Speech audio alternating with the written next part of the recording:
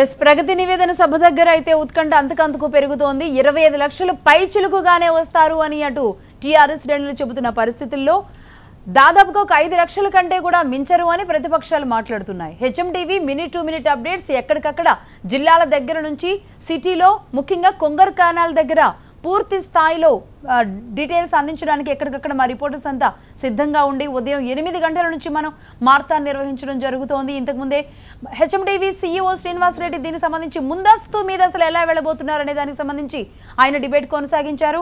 ప్రస్తుతం ప్రగతి భవన్ దగ్గరికి వెళదాం, పరిస్థితి ఎలా ఉందో అక్కడ చూద్దాం.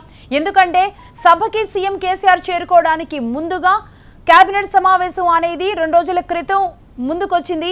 అయితే ఎందుకు ఈ కేబినెట్ సమావేశం నిర్వహిస్తున్నారు? ప్రగతి నివేదన సంబంధించి ఎవరి బాధ్యతలు వారికి అప్పగించినా సరే ఇప్పుడు కేబినెట్ సమావేశం అనేది ఎందుకు పెట్టారు? ఇదే ముందస్తుకు ఒక సూచిక కాబోతోందా? ముందస్తు అనేది ఈ కేబినెట్ లోనే డెసిషన్ తీసుకుంటారా? మరొక గంటలో కేబినెట్ మీటింగ్ కూడా సమావేశం కాబోతున్నారు. దీనికి సంబంధించిన అప్డేట్స్ అందించడానికి ప్రగతి భవన్ దగ్గర ఉన్నారు మా రిపోర్టర్ సాదిక్. ఎవరెవరు కేబినెట్ మీటింగ్ చేరుకున్నారు? అక్కడ లోపల నుంచి అసలు ఎలాంటి ఇన్ఫర్మేషన్ అందుతోంది? ఏ విధంగా ఏ వైపుగా కేబినెట్ సమావేశం జరిగే అవకాశాలు కనబడుతున్నాయి? ఖచ్చితంగా లక్ష్మి, తెలంగాణ కేబినెట్ సమావేశం అసలు తెలంగాణ రాష్ట్రంలోనే 2 అతిపెద్దమైనటువంటి కార్యక్రమాలు ఈరోజు ఆవిష్కరణ కాబోతున్నాయి. మరి కాసేపట్లో ముఖ్యమంత్రి కేసీఆర్ అధ్యక్షతన కేబినెట్ సమావేశం ప్రగతి భవన్లో సమావేశం కానుంది. ఈ కేబినెట్ సమావేశంలో పలు కీలక నిర్ణయాలు తీసుకునే అవకాశం ఉంది. ఎందుకంటే ముందస్తు ఎన్నికలకు వెళుతున్న తరుణంలో ఈ కేబినెట్ సమావేశంలో ఎటువంటి నిర్ణయాలు తీసుకుంటో దానిపైన సర్వత్రా ఉత్కంఠ నెలకొంది. అటు రాజకీయ వర్గాల్లోనూ విశ్లేషకుల్లోనూ కేబినెట్లో ముఖ్యమంత్రి కేసీఆర్ ఎటువంటి నిర్ణయం తీసుకుంటారు అన్న దానిపైన ఇప్పుడు సర్వత్రా చర్చ నడుతుంది. ఈ రోజు చూసినట్లయితే ముఖ్యమంత్రి కేసీఆర్ కొన్ని కీలకమైన నిర్ణయాలు మాత్రం ఈ కేబినెట్ సమావేశంలో నిర్ణయం తీసుకునే అవకాశం ఉంది. ప్రధానంగా ముందస్తు ఎన్నికలకు ముందుకు వెళ్తున్న తరుణంలో చాలా వర్గాలను ప్రభావితం చేసేటువంటి కొన్ని అంశాలపైన ఈరోజు రాటిఫికేషన్ చేయబోతున్నారు. వాటి కేబినెట్ ఆమోదం తెలపవలసిన అవసరం ఉంది. బీసీలకు సంక్షేమ భవనాలతో పాటుగా ఉద్యోగులకు ఐఆర్ ఇవ్వబోతున్నారు. దీంతో పాటుగా కొన్ని భూముల కేటాయింపు, అసదుద్దీన్ ఓవైసీ సంబంధించినటువంటి హాస్పిటల్స్కు భూమి కేటాయింపులతో పాటుగా కొన్ని నిర్ణయాలు కూడా ఉండబోతున్నాయి.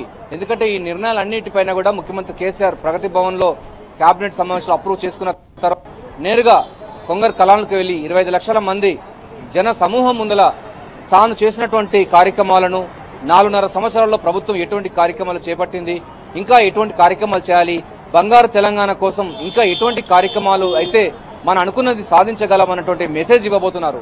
ఈ నేపథ్యంలోనే కేబినెట్ సమావేశం ఏర్పాటు చేయడం, ఆ తర్వాత భారీ బహిరంగ సభ ఏర్పాటు చేయడం, మంత్రులతోనే కలిసి అంటే కేబినెట్ సమావేశం అయిపోవడంతోనే మంత్రులు తన సహచర మంత్రులతోని ముఖ్యమంత్రి కేసీఆర్ నేరుగా ఒక కాన్వాయ్ రూపంలో కొంగర్ కలాన్కి వెళ్ళడం అన్నది అత్యంత ప్రాధాన్యతని చెప్పొచ్చు. గతంలో ఎన్నడూ లేని విధంగా ఒక వినూత్నంగా ఉండబోతున్న నేపథ్యంలో కొన్ని నిర్ణయాలు మాత్రం తీసుకునే అవకాశం ఉంది. ఎందుకంటే ముఖ్యమంత్రి కేసీఆర్ మొదటి నుంచి కూడా అంటున్నారు, తెలంగాణ రాష్ట్రం అన్నది స్వయం పాలన కోసం ఏర్పడింది. తాను తెలంగాణ రాష్ట్రం కోసం ఆత్మ బలిదానానికైనా సిద్ధపడ్డారు. ఆ తర్వాత తెలంగాణ రాష్ట్రాన్ని సాధించుకున్నారు. ఉద్యమ నాయకుడే ముఖ్యమంత్రి అయితే ఎట్లా ఉంటుందన్న దానిపైన కూడా పరిపాలన దక్షత చూపించారు. 4.5 సంవత్సరాల్లో 40,000 కోట్లతోని 40 సంక్షేమ పథకాలు రూపొందించి క్షేత్రస్థాయిలో అమలుపరిచి దేశానికి ఆదర్శంగా నిలుస్తున్నారు. ఇవన్నిటిపైన కూడా కొంగర్ కాలంలో చెప్పబోతున్నారు. నేపథ్యంలో కొన్ని నిర్ణయాలు కూడా ఈరోజు కేబినెట్ సమావేశంలో తీసుకొని వాటన్నిటి సమూహారంగా కొంగర్ కాలంలో జరిగే బహిరంగ సభలో మాట్లాడే అవకాశం ఉన్న నేపథ్యంలో కొన్ని కీలకమైన నిర్ణయాలు తీసుకునే అవకాశంగా స్పష్టంగా కనబడుతుంది. లక్ష్మి, అయితే సాదిక్ ఎన్ని గంటలకి ఈ కేబినెట్ సమావేశం ముగియబోతోంది? దీనికి ఏమన్నా డెడ్ లైన్ పెట్టుకున్నారా? ఆ తర్వాత వీరంతా కలిసి ఒకేసారి సభా ప్రాంగణానికి చేరుకుంటారా? దానికి సంబంధించిన అప్డేట్స్ ఏంటి? లక్ష్మి, ముఖ్యమంత్రి కేసీఆర్ అధ్యక్షతన మనకున్న సమాచారం ప్రకారం మధ్యాహ్నం 1 గంట నుంచి వెళ్ళి 2 గంటల వరకు కొనసాగే అవకాశం ఉంది. 1 గంట పాటు చాలా కీలకమైన నిర్ణయాలు తీసుకోబోతున్నారు. అయితే ఇందులో 2 చూసినట్లయితే చాలా మట్టుకు ముఖ్యమంత్రి కేసీఆర్కి కొంతమందికి తప్ప ఎజెండా ఏంటిది ఖరారు కాలేదు. ఎజెండా అన్నది చాలా టేబుల్ ఐటమ్ వచ్చే అవకాశం ఉంది. అంటే టేబుల్ ఐటమ్ అంటే అప్పటికప్పుడు ముఖ్యమంత్రి మదిలో ఉన్నది కానీ ముఖ్యమంత్రి అనుకున్న విషయాలు మాత్రమే టేబుల్ ఐటమ్ గా కేబినెట్ ముందుకు రాబోతుంది.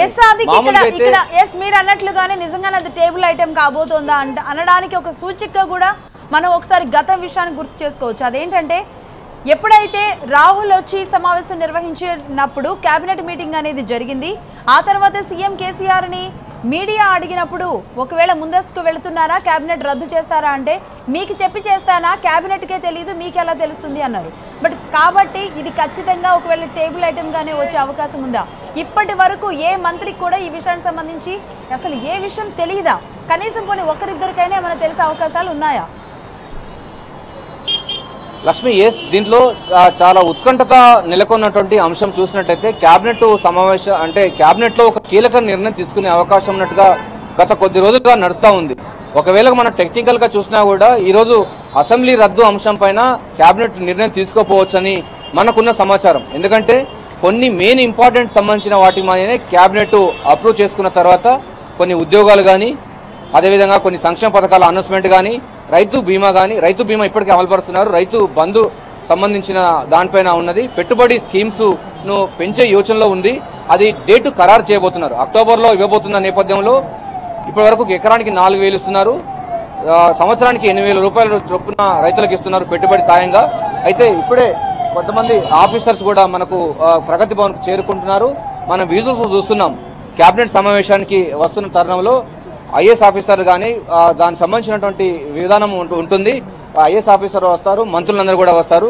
కేబినెట్లో ఉన్నటువంటి సెటప్ అంతా కూడా ఉన్న నేపథ్యంలో ఇప్పటికే కేబినెట్ సమావేశానికి అధికారులందరూ కూడా ప్రగతి భవన్కు చేరుకుంటున్నారు. అయితే దీంట్లో మనం ముందుగా చూసినట్టయితే కేబినెట్ సమావేశంలో ఒక నిర్ణయం తీసుకోబోతున్నా, అది ఏం నిర్ణయం అన్నది మాత్రం ముఖ్యమంత్రి దగ్గర తప్ప ఇంకెవరి దగ్గర తెలియదని కూడా స్పష్టంగా తెలుస్తుంది. ముఖ్యమంత్రి తన కొంతమంది సన్నిహితుల దగ్గర మాత్రమే విషయం ఉండబోతుంది. అయితే మనకున్న సమాచారం ప్రకారం సాదిక్, నేను ఇంకొక విషయాన్ని గుర్తు చేయబోతున్నాను అందరికీ. ఇదే గోప్యత ఉంది, ఏ విషయం కూడా ఎక్కడ బయటకు వచ్చే అవకాశమే కనబడడం లేదు. ముందస్తు ఊహాగానమేనా, ముందస్తు మీద ముందస్తుగా వెళుతున్నారా? ఇలాంటి చర్చ జరుగుతున్న సమయంలోనే ఎంపీ సీతారాం నాయక్ హెచ్ఎండివితో మాట్లాడుతూ ఆయన అన్నారు, హెచ్ఎండివి వేదికగా అన్నారు, ఎంపీ జి వినోద్ ఢిల్లీలో మొత్తం దీని మీదే ముందస్తుగా వెళ్ళడానికి ఎవరెవరిని కలవాలో వారిని కలుస్తున్నారు. ఆయన అదే పని మీద ఉన్నారు. ఖచ్చితంగా మేము ముందస్తుకు వెళతాం, ఎందుకు వెళుతున్నామో కూడా ఆ కారణాలు చెబుతామన్నారు. బట్ ఆ వేదిక ఇదే కాబోతోందా? దీనికి సంబంధించి సీతారాం నాయక్ వ్యాఖ్యల తరువాత మళ్ళీ ఎవరు ఏ సందర్భానికి సంబంధించి మాట్లాడిన పరిస్థితి లేదు. బట్ కాబట్టి ఇలాంటివన్నీ కూడా ఒకసారి గుర్తు చేసుకుంటే గనక కేబినెట్ సమావేశంలో ఏ ఒక్క నేతకు కూడా ఇది తెలియకుండా ఉంటుందా? కావాలని అందరూ దీని గోప్యతను పాటిస్తున్నారా? మరి ఎంతసేపట్లో ఇది బహిరంగం అయ్యే అవకాశం కనబడుతోంది? లక్ష్మి, ఇంట్లో మనం ఒకటి చాలా సూక్ష్మంగా ఆలోచించినట్లయితే ఈ రోజు మాత్రం కేబినెట్ రద్దు అంశం అంటే అసెంబ్లీ రద్దు అంశం మాత్రం ఉండకపోవచ్చు.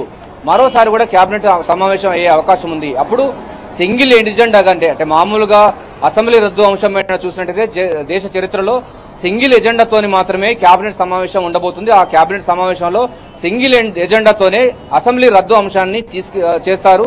ఆ తర్వాత ఆ తీర్మానాన్ని గవర్నర్కు అందజేస్తారు, గవర్నరు కేంద్ర ఈసీకి పంపిస్తారు. ఇదంతా రాజ్యాంగబద్ధమైనటువంటి కార్యక్రమం. అది ఒకవేళ అసెంబ్లీ రద్దు చేయాలంటే మాత్రం ఆ రోజు కేబినెట్ సమావేశం సింగిల్ ఎజెండా ఉంటుంది. ఈ కార్యక్రమాలు కానీ ఇవన్నీ ఉండవు.